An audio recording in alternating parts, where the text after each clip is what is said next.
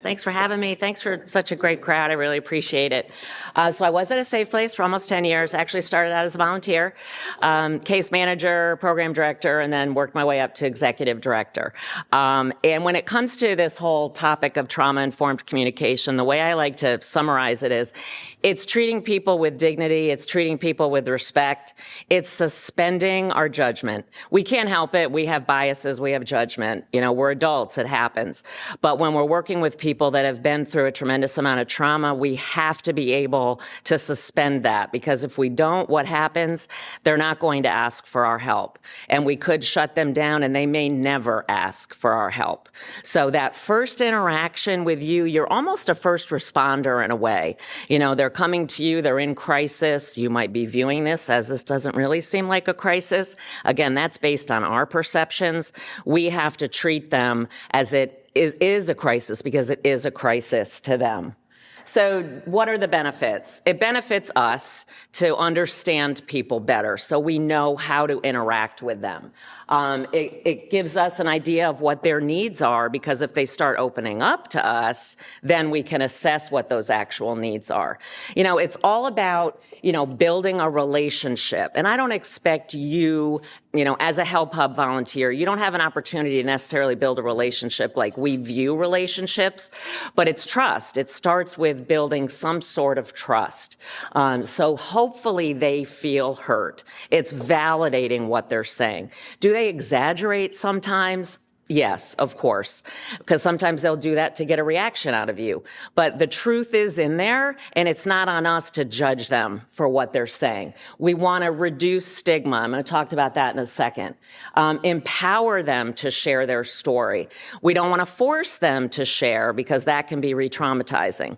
But we want to give them that environment where they feel comfortable sharing. And of course, it's connecting them to whatever services they need. Maybe the Help Hub can't help them, or maybe your particular organization can't help them, but you might know someone in the community that can, and then you can connect them accordingly. So at the core of it, of all of this, is communication. So 75% of our waking time is spent communicating, but 70% of it is misinterpreted. So why is that? Well, it's what we say. In that moment, are we conveying something that's clear? Are we being concise? Are they understanding? Are they looking confused? So maybe finding a way to say it in a different way. How we say it. So that's our tone of voice. Are we talking too fast? Maybe you arrived at work that morning and you're feeling kind of angry because traffic sucked. Are we then taking it out on, that individual that we're trying to help? Why are we saying it? So that, I guess, bias kind of comes into play with that. So keep yourself in check. You're saying something to them. Is that coming from a place of caring, a place of love, or are you judging them for their situation when we say it? And again, that's kind of the timing of it, whether we're feeling angry, what are we feeling in that moment, and what we don't say. That's that body language, facial expressions. This was a study that was done quite a few years ago, but it's pretty reputable study. And it says 7% of our communication is with words, and the rest is how we look at somebody and what our body is saying to that person. So when it comes to, and I think you're probably all aware of this, but how are we interacting? Are we sitting like this? Are we hunched over? Are we looking down? Are we not making eye contact? Are we smiling? Are we looking like we are open to whatever they're having to say? And sometimes just a smile. It used to drive my kids crazy when they were little, because I would smile at anybody, but we don't know what kind of day a person is having, right? So sometimes just that smile can make a difference. So this is something I had to learn. When I first learned about this, probably 6 or 7 years ago, I was realizing in my personal life, friends would start telling me something, and I would already be replaying in my mind what I wanted to respond to, because I had a similar situation. So what does that do? We stop listening.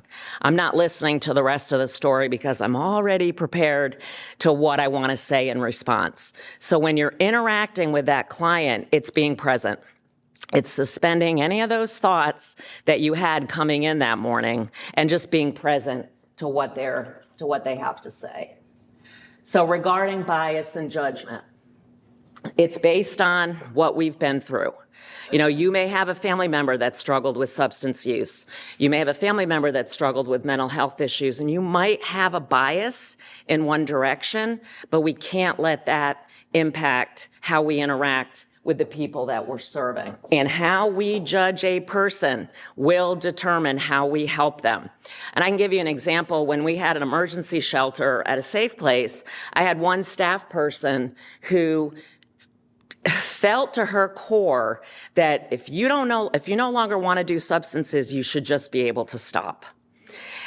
Don't they want to just be able to stop? But it impacted how she treated people at the shelter. The people that didn't have substance use issues, which wasn't very many, she would give them extra privileges. And there you go. That's bias in itself. It's not treating people equally. And we can't have that, especially, when we're in this type of profession or whether you're a volunteer. So this is the population you're going to be working with. And they could have many of these experiences in their life. They could be struggling with many mental health diagnoses, not just one. Substance use, chronic unemployment. They might be trafficking survivors, domestic violence survivors, all of it. And you have to suspend your judgment on these areas. Believe me, they're coming to you with a tremendous amount of self-stigma already. They have no self-esteem, no self-worth. They don't need us making them feel less than. None of these are less than. This is trauma. These are experiences. These are what they've been through. And it's not on us to judge them for those situations.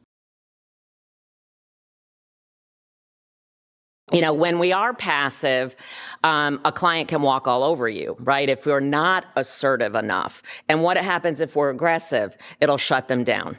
That passive aggressive, we also know, shuts people down. And then, of course, assertive is where we want to be, but assertive in a kind way.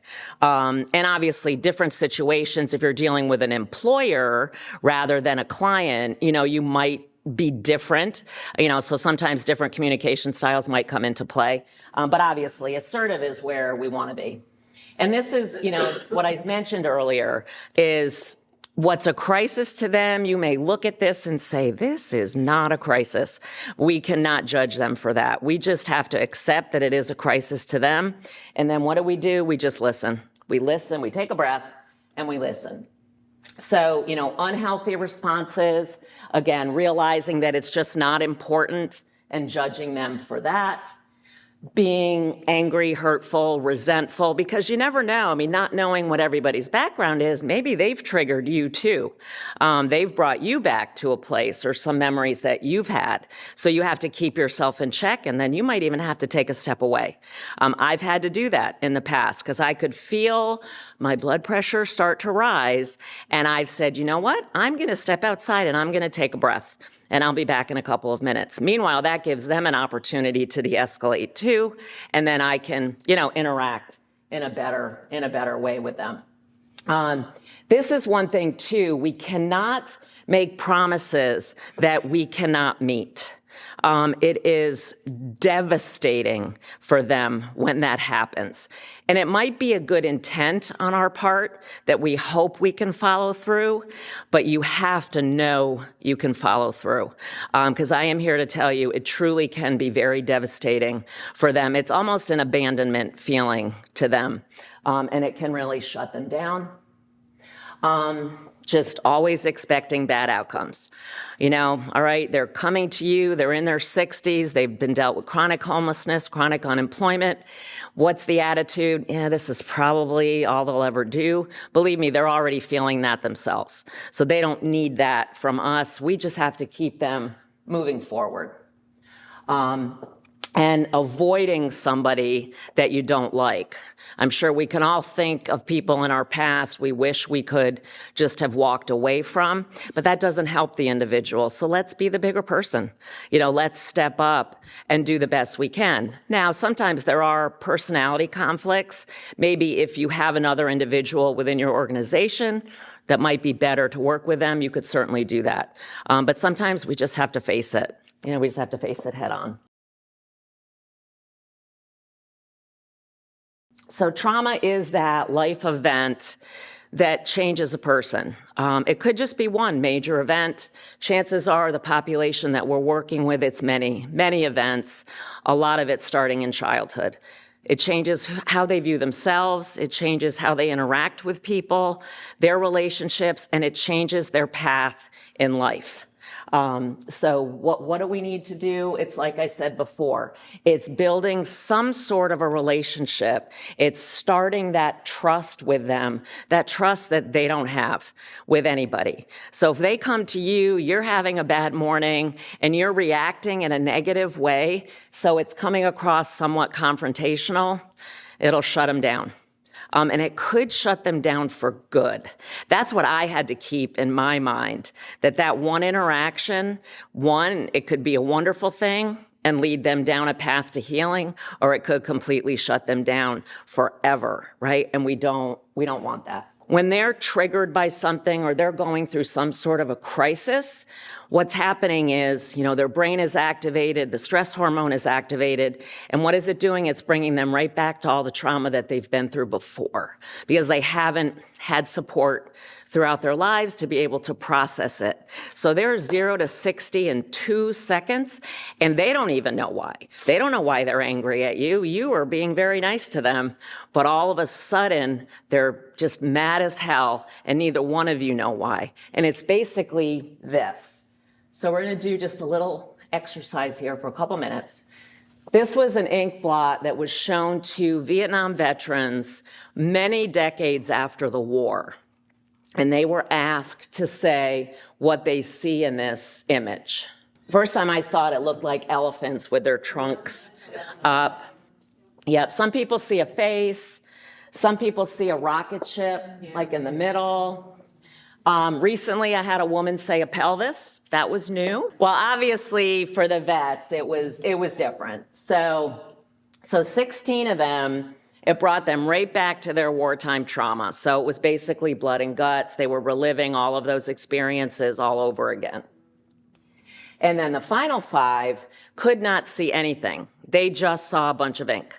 So the reason I share this is it shows that people lose the mental flexibility to imagine positive things, to really imagine anything. So when you're dealing with someone, we don't know what they've been through. We don't know what it's bringing them back to, and they could be reacting to something like this. And we just have to keep that in mind when we're trying to offer them help. So a person with a traumatized brain, they view the world through that trauma lens, which is just being stuck in the past and reliving it. When things come up, develops patterns in the brain where it is difficult to view things positively. Our brain, we get established patterns over the years. The best part about the brain, this all sounds very depressing. The best part about the brain, if you read the book, The Body Keeps the Score, it tells you the wonderful things that the brain can do, which is just regenerate. And we can rebuild that chemistry. It just takes practice. And that's kind of where the whole trauma-informed part comes into play. They do have difficulty conveying what they're trying to say to you. So just ask them questions to get to the bottom of it. They may not understand exactly what you're saying to them, so find a different way. Find a different way to let them know what you're trying to convey. Again, they may get angry. I know I saw anger. That was probably the most common. They may not act like they appreciate your help. They may swear at you. They may storm out, but hopefully they come back. We plant seeds. Don't ever doubt that you're planting seeds. I know through the years, I definitely had my moments where I didn't know if I was making a difference because it seemed like everybody was taking 10 steps backwards. But I can guarantee you, and I just got goosebumps because I can guarantee you, we really are all planting seeds to get them to move forward. Are you all familiar with ACEs at this point? So I won't spend a lot of time on this, but Basically it is childhood experiences, those negative, traumatic experiences somebody went through prior to the age of 18, and we now know how much it impacts the brain and the body when they go through those experiences. So these are just some statistics. Women are 50% more likely than men to have a score greater than 5. This is just a short list of things that you are more likely to experience or to go through the higher your ACE score. But they do consider it a public health crisis. CDC states about 50% of deaths in the U.S., they can relate to those high ACE scores. The women at a safe place, the average score was a 7. We had women in the class at the jail where their score was a 10. So they almost didn't stand a chance in life. Doesn't make excuses for some of the choices that they've made, but it does help explain their trajectory in life. So this is just some of the behaviors and things that you might see. Again, that anger management, not trusting, no concept of time or completing a task because their brain chemistry, it's kind of all over the place. So they might not be following through exactly how you thought they should. So find a different way. Tell them different ways of getting there, of going about that. They will probably be in domestic violence situations, that no self-confidence, no self-love is at the core of all of it. And until, we can help them start to develop that, it's hard for them to think they can change their lives, but they can. So when it comes to being trauma-informed, it's all of this. It's just knowing it, understanding it. It's not judging people for it. It's making sure all of our policies incorporate that. And we don't want to re-traumatize. So don't force them to share. Make them feel comfortable sharing, but don't put that pressure on them to share. Hopefully, eventually, they will. But we just want them to feel safe, feel connected, and feel supported. And there we go. There's the re-traumatization. So just a little bit to emphasize it a little bit more. Use engaging eye contact, ask open-ended questions. That's what keeps the conversation going. So stay away from yes or no questions, avoiding that judgment. And then with ACEs, we never want to say, what the heck is wrong with you? How could you have gotten yourself into that situation? It's what happened to you. Tell me, explain it, explain the situation, because I want to help. And I just can't reiterate this enough. Suspending that judgment, using positive words. Don't call somebody a drug addict. They're struggling with substance use. It's just that change in our language I guarantee will increase the chance that they'll ask for help. So some things we don't want to say. How'd you get yourself in this situation? I think you could have tried harder. Sympathy. They don't want us to feel sorry for them. We can show compassion that we feel sorry for their situation, but we don't want to give them just that sympathy that almost like we're looking at them like they're pathetic for what they've been through. I would never get myself in that situation. I can't deal with you and your problems right now. Come back tomorrow. I'm sure someone will help you. Self-disclosure, that's let me tell you what happened to me. I'm not saying you can never share, but we never want to turn it around where it's now on us and we want them to feel sorry for us. What's the last one? Can't stand dealing with you, so why don't you try another place because I am done. Hopefully none of you would ever say that. That's a little dramatic, but so positive. Obviously, we're going to do that active listening and validate, and we want to focus on the positive. Just the fact that they're coming to you to ask for help, right? It's a step in the right direction. They're reaching out. So let's celebrate that. I understand what you're saying. I want to help you. You're so resilient. And that's what I would say to the women in the class at the jail, even though they were feeling terrible, they'd gotten arrested, they're in jail, but they're resilient because of everything that they'd already been through. Most of it starting in childhood. So let's focus on that. Let's focus on their resilience. Sharing some humor. Sometimes we do have to laugh at the absurdity of life. So smile, laugh, talk about something that can make them laugh. And this you do have to be careful with because they don't all want to be touched, but sometimes just a touch on the hand, a touch on the arm. I'm a hugger, so I did have to learn not everybody wants to be hugged, but you can ask them if they need a hug. It can really go a long way. And silence is okay. You know, they might need a minute to process. You might need a minute to process what's going on, and that's okay. And it's teaching them that silence is okay.